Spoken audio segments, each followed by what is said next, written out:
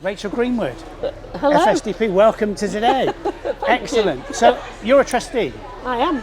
How long have you been a trustee? Or how long have you been involved, should I say, with FSDP? Because you can't remember, can you? I first came across FSDP, which was then just FSD, in fact. Oh, right, okay. When my late partner had a scholarship. Okay. So he was a scholar in 2007. Okay, it's a while ago. And he learnt to fly at Goodwood. Oh, wow. And had the most amazing time. Yeah. And the thing I will most remember from him on his scholarship was, do you know, he'd got a little bit lost in his diagnosis, and he was a bit defined by being a cancer patient and an amputee through the cancer. And it kind of took away who the real him was. Yeah, I can imagine. And then when he had his scholarship and went down to Goodwood, the most amazing thing happened the day that he rang me to say, I've just gone solo.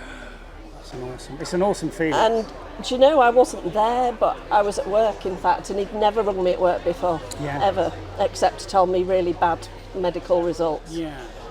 So that was the most amazing call, because he sounded like him again.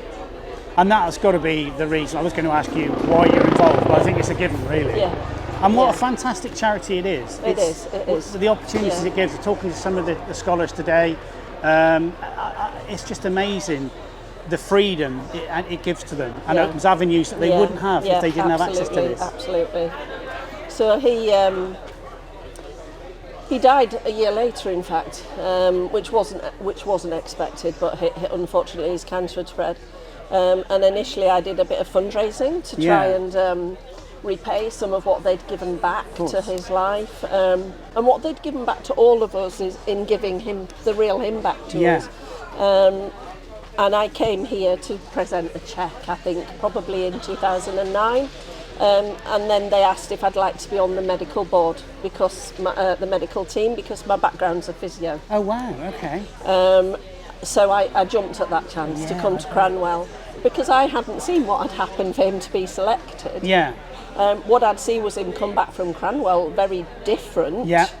When I asked him what to explain what had happened at Cranwell, he said, I don't think I can do that. I think that's something that process that happened made me really think about.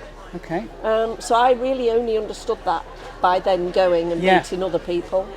And I admittedly, when I first joined to help, it was because I felt I owed them a massive debt of gratitude. It's a fantastic charity. I felt I must help them for the rest of my life, and it still won't repay what it did for him and for all of us at that time. And so it must be rewarding for you, particularly. Hugely. To see the way that the guys, they, you know, some of them, I was talking to Matthew, you know, he was quite anxious when he started, and I can appreciate that myself. Gosh, obviously. I remember them, all the people you've been talking to. Definitely. I remember them coming to Cranwell, you know, and seeing, and the absolute privilege in seeing the change in people is just enormous. Yeah.